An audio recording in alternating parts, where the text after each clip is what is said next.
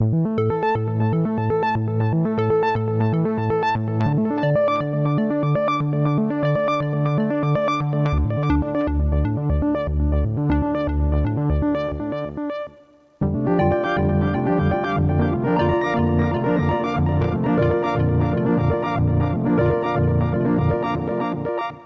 everyone, Synthetic Future here, and today I want to take a look at the Arturia CZ-V. This is a little bit of a weird one, so we are going to dive into quite a bit of the interface to get a little bit used to what this thing does, as this is a phase distortion synthesizer, which is honestly a concept that outside of this CZ I had never heard before. So it's a weird one, but it is a very cool synthesizer and it definitely brings something new and unique to the table. So phase distortion. What is phase distortion? So this synthesizer has a bit of a different approach to synthesis. So let's first start off with it's completely initialized, and what you get is this.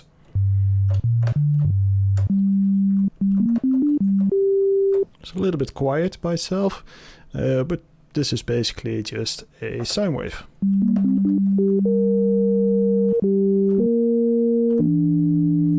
Not exactly riveting stuff, but this is where it gets interesting. So with phase distortion, you can actually change this sine wave, and keep an eye here on this little display here, sine wave, into different shapes.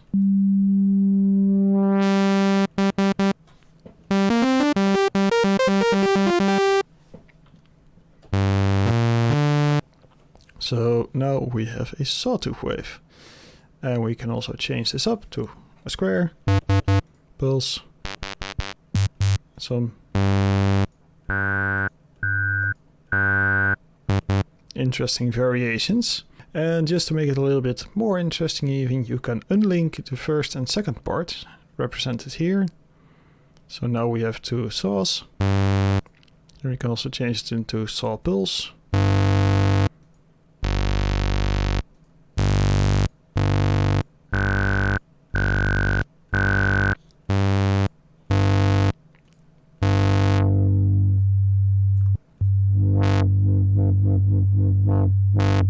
So that's a pretty interesting concept that I don't think that many other synthesizers have. This is a weird way of looking at synthesis.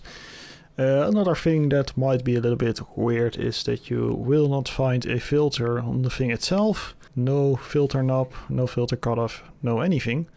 Now, luckily for the completely stupid people like me who can't live without a filter, they did include one in the effects section. There we go, we still have a filter. Let me first turn this into something filterable. That's pretty wet.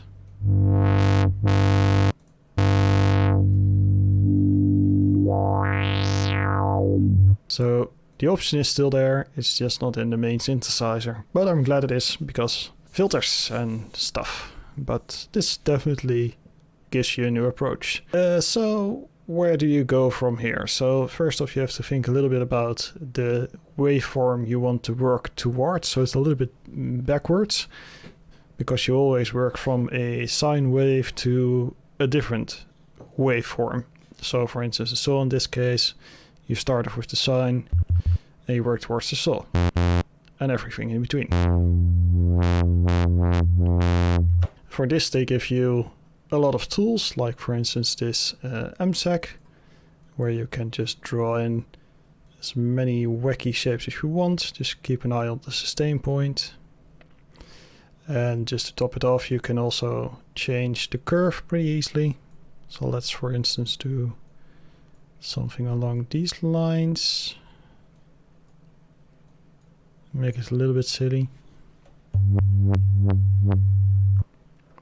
There we go. Now we can also make this a little bit faster because it's a little bit slow.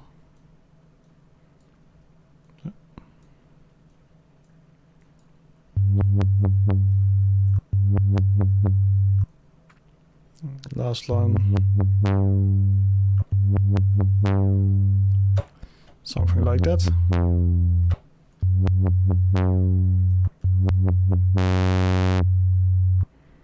And you can delete points by right clicking them and change where the sustain point is.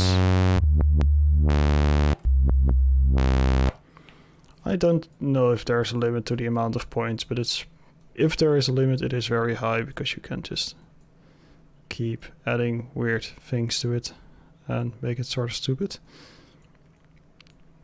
So can I still add another point here? I may have run out of points. Yeah, I think we're out of points. So that's 16 points, so that's a lot.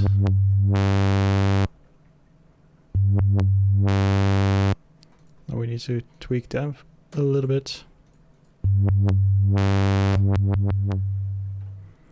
So that's how you change the tone of the sound. So instead of filtering it, you turn it into more of a sine wave, taking out the harmonics. It's a very interesting concept. You get 2 of these line thingies, as you can see. And you can duplicate the left one, the first one, to the second one. And you can detune.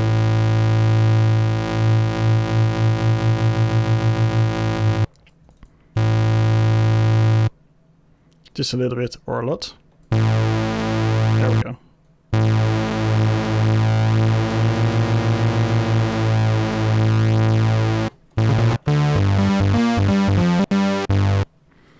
And the fun thing here is that you can change how they develop on each line individually. So you can pitch one down an octave, and you can, for instance, turn them both off, and you take this one first, up,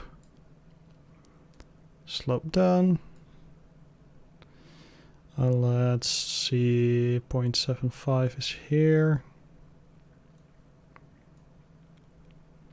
And you make this one last a little bit longer. There we go. No, that's not very intuitive. Oh, we can zoom out. There we go. Much better. Put this sustain a little bit higher. There we go. This should be good.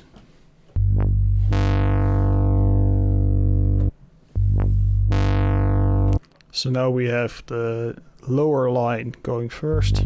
Can actually make this one a little bit longer to get a little bit more.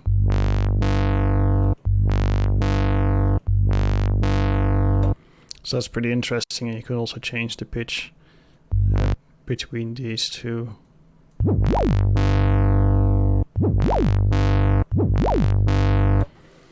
And it opens up a lot of possibilities here. You can play with the amp, and again, this is an MSAC, so you can just tweak the living daylight out of it if you want to. Weird shapes, always fun. And again, you can change the slope as well.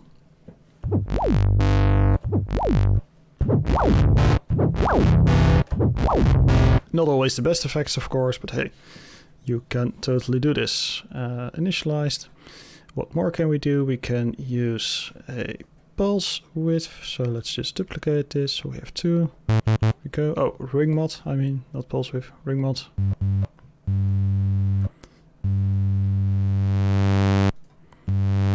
And the fun thing is that you can actually change the shapes.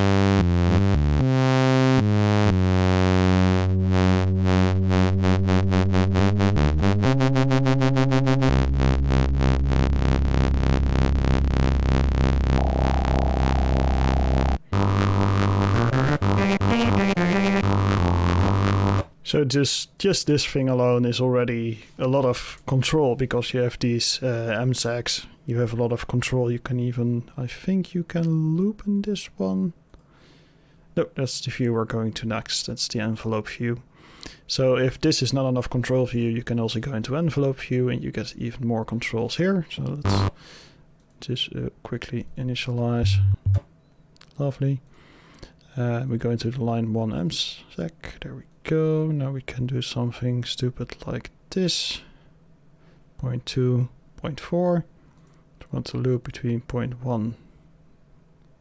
Oh, 0.2 and 0.4.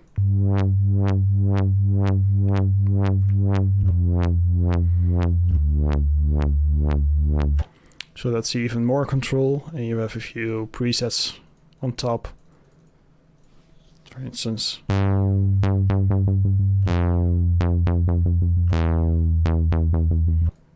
which of course you can loop.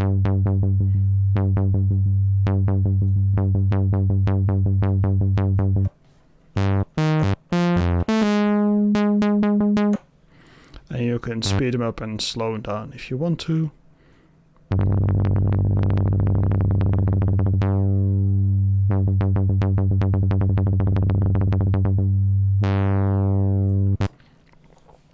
So that's pretty awesome. And you can set the depth if you want to have a lot of vertical space to edit, but not have a really big impact to the sound. Let's put it a little bit. There we go.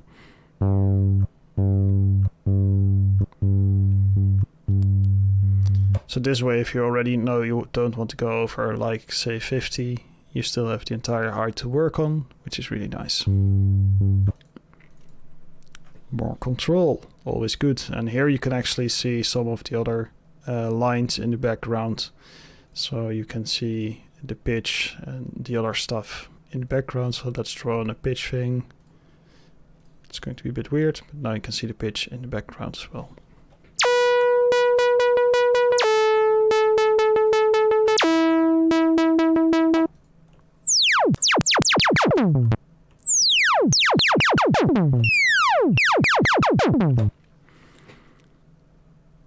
So that's some good times. You can go bipolar if you want to.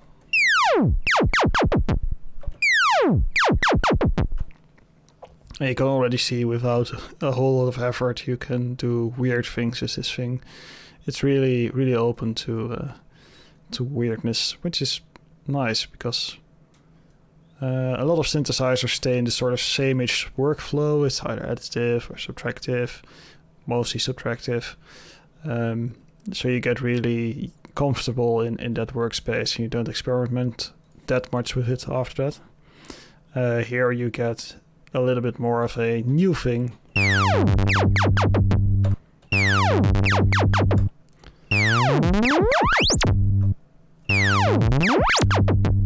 Where you might try things you don't usually try.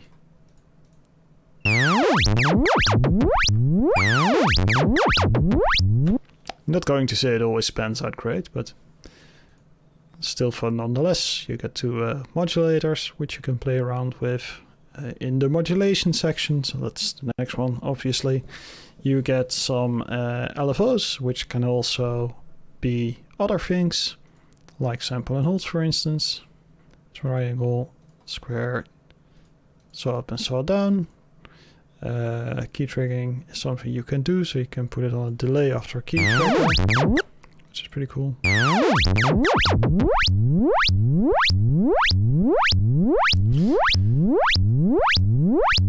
we go.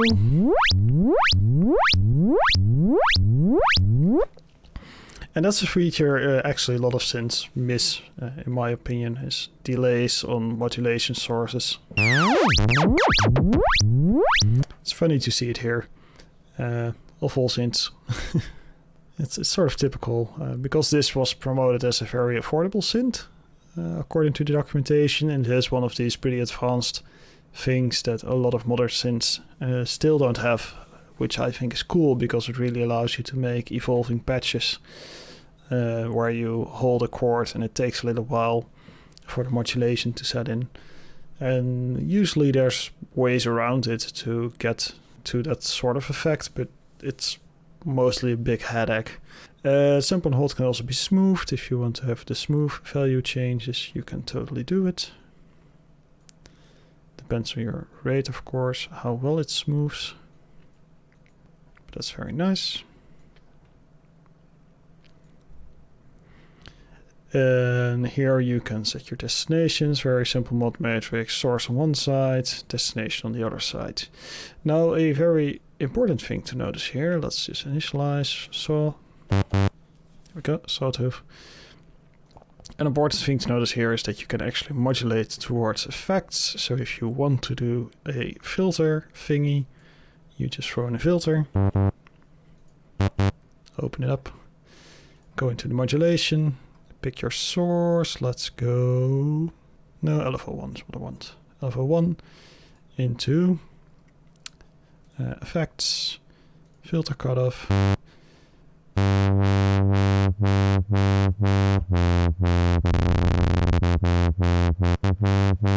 And these things can go pretty fast. 200 Hz is pretty fast. So that's pretty cool. And if you want to add more madness, you can actually still combine things together. So if you want LFO1 combined with LFO2, this doesn't work that great because they're both sine waves. So let's make this a square wave and let's slow this down a little bit. There we go. And you can make these really interesting shapes. Again, this is one of those features you would expect on more advanced, expensive synthesizers, yet here it is. It's a pretty interesting tool, so let's just run this into our filter.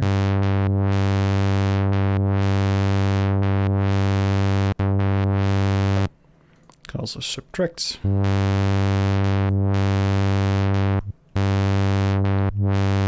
Multiply, and there's absolutely no reason to have these at the same rate. If you want to use different rates, that's totally possible. Let's sync them in binaries. Let's set one to a quarter. Let's set this one to a full bar. And you get this weird mess. But it's very, very interesting to see. You can take LFOs, sample and hold, combine it with things. I can actually change the input of the sample and hold. This is a surprisingly nice thing to have as well, because it gives you a little bit more control over your sample and hold values. So you can, for instance, now it's a noise generator.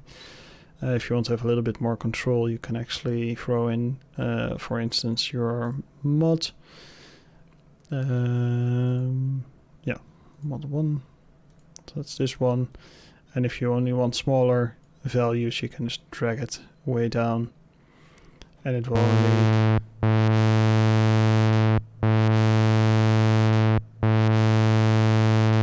generate lower sample and hold values according to your mod. So that's pretty cool. So if you put this into a looping thing, that's usually how I would set this up. So for instance, you take a few values and you can make this fairly random, because after all it's supposed to be a little bit random. Let's do this and we loop it. So now our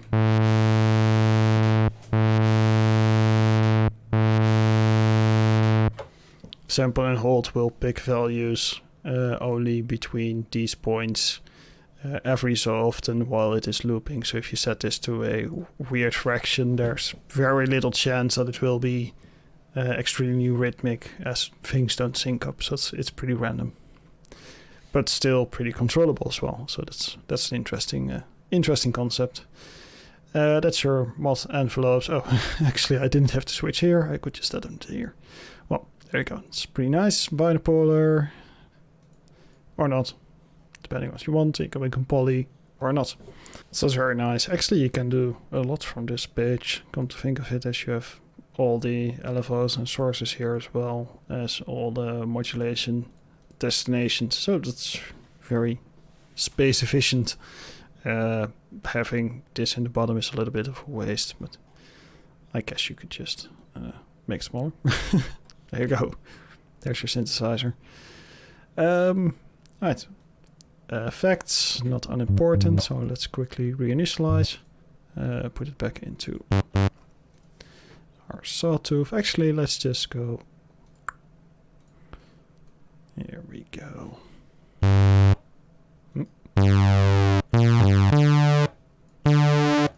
That's nice. Effects, reverb.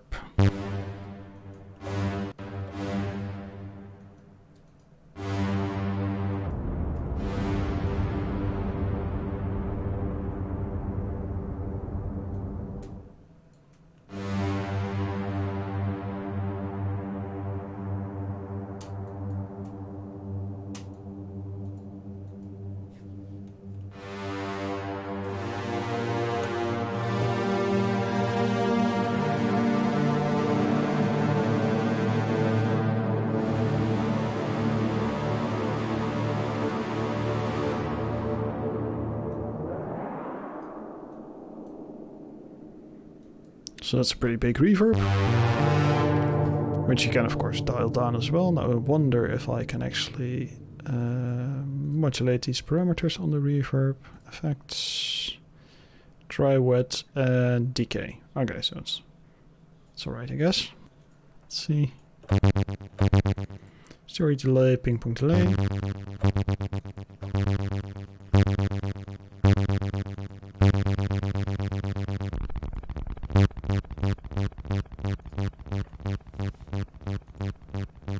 Cool.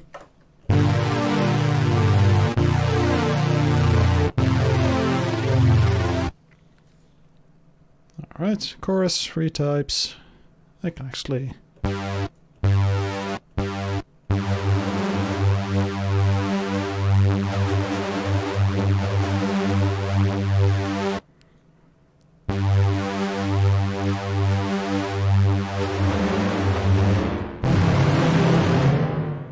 Oh, way in the red.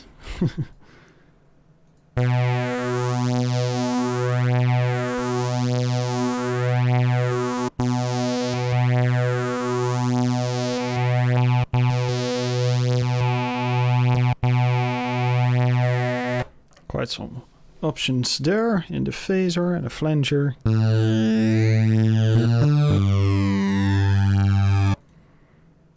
Now the filter, we already covered the filter a little bit. This is going to red line like crazy.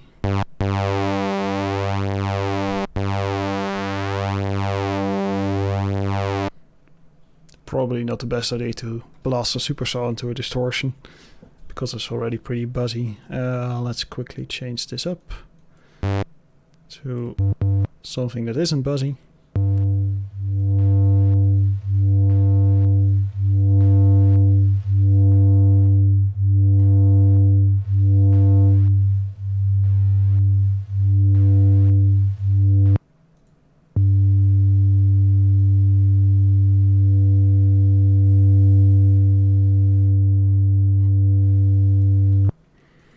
A bit noisy, that's okay.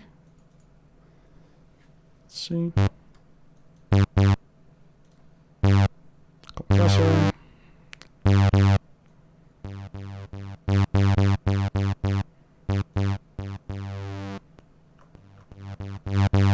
A little bit disappointing that there is no visual feedback here, but still very usable. Bit crusher.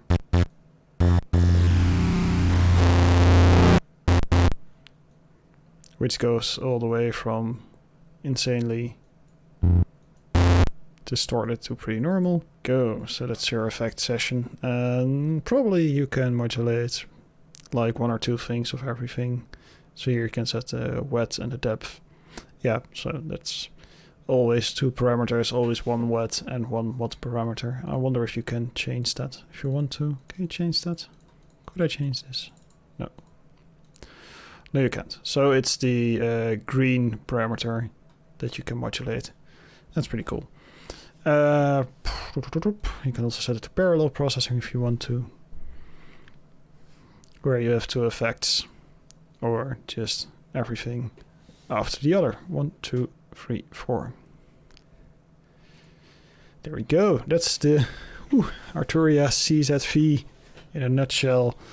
As you can see, this is a pretty interesting different synthesizer. I think it offers quite a bit of things and quite a different enough workflow that it actually becomes pretty interesting to play around with, because after using the same subtractive or FM synth all day, every now and then you just need something that's a little bit different to force yourself to think in a different way. So I think this works very well in that respect. And per Arturia's default, there's also a ton of included presets. So there's enough to inspire you to play around with this synthesizer. So this one for me, aside from, I mean, this is of course accurate to the original unit. I don't care too much about this. I do care a lot about this, and this is really well done, nicely space efficient and very efficient to work with. I actually even get copy for the parameters. That's amazing. That's very good. Yeah, Yep. Definitely approved. So this should only copy the active thing, I assume.